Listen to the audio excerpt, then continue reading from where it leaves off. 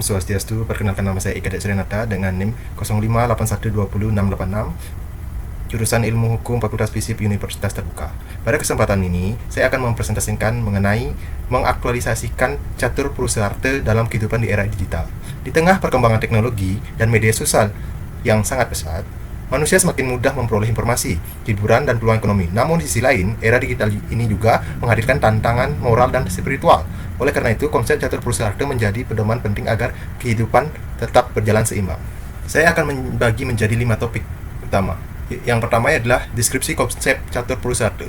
Dalam ajaran agama Hindu, catur Prusarta merupakan 4 tujuan hidup manusia, yaitu dharma, artha, kama, dan moksa. Dharma merupakan kebenaran, kewajiban moral, dan pedoman hidup yang baik. Dharma menjadi dasar utama dalam setiap tindakan manusia.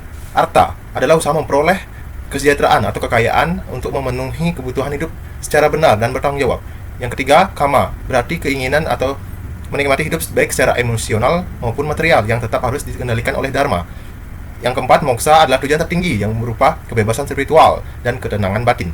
Keempat tujuan hidup ini saling berhubungan. Dharma menjadi salah satu landasan dalam mencari artha dan memenuhi kama, sehingga pada akhirnya manusia dapat mencapai moksa. Jadi, keseimbangan jadi inti dari konsep catur Prusarta. Topik 2. Deskripsi kasus yang mengingkari catur Prusarta. Salah satu contoh nyata di era digital adalah fenomena hedonisme di media sosial. Saat ini, banyak orang berlomba menampilkan gaya hidup mewah demi mendapatkan pengakuan dan popularitas. Tidak sedikit yang melakukan penipuan online, flexing, penyebaran hoaks, bahkan judi online demi memperoleh keuntungan yang cepat. Perilaku tersebut menunjukkan pencarian artha dan kama tanpa didasari oleh dharma. Akibatnya, muncul krisis moral, kecanduan media sosial yang menyebabkan stres dan hilangnya nilai-nilai spiritual dalam kehidupan. Topik 3. Faktor penyebab kesulitan. Ada beberapa faktor yang menyebabkan sulitnya penerapan catur Prusarta di era digital. Pertama, budaya materialisme yang mengukur kebahagiaan dari harta dan popularitas. Kedua, meningkatnya individualisme sehingga kepedulian sosial semakin berkurang. Ketiga, distraksi teknologi seperti media sosial dan game dapat membuat manusia sulit mengendalikan diri.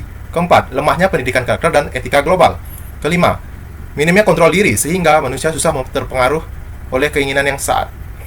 Topik 4. Kondisi ideal yang diharapkan oleh ajaran catur Prusarta. Kondisi ideal yang diharapkan adalah kehidupan digital yang tetap berlandaskan dharma. Teknologi seharusnya digunakan untuk hal positif seperti pengembangan pendidikan, pengembangan diri, dan penyebaran nilai kebaikan. Harta diperoleh secara jujur dan etis. Kama dipenuhi secara bijaksana tanpa merugikan orang lain.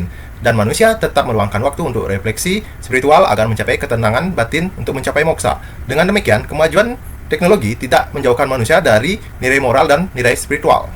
Topik 5.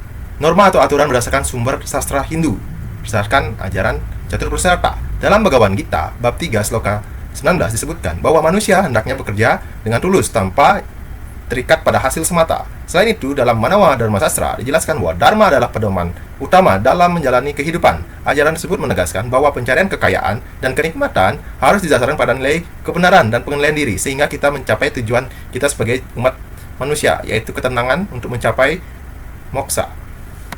Sebagai penutup, saya dapat sampaikan, sebagai generasi muda di era digital ini, kita harus mampu memanfaatkan teknologi secara bijaksana dengan tetap berpegang pada nilai catur Prusarta. Dengan demikian, dharma sebagai dasar kehidupan, maka artha dan kama dapat dicapai secara seimbang, sehingga manusia dapat memperoleh ketenangan lahir batin untuk mencapai moksa.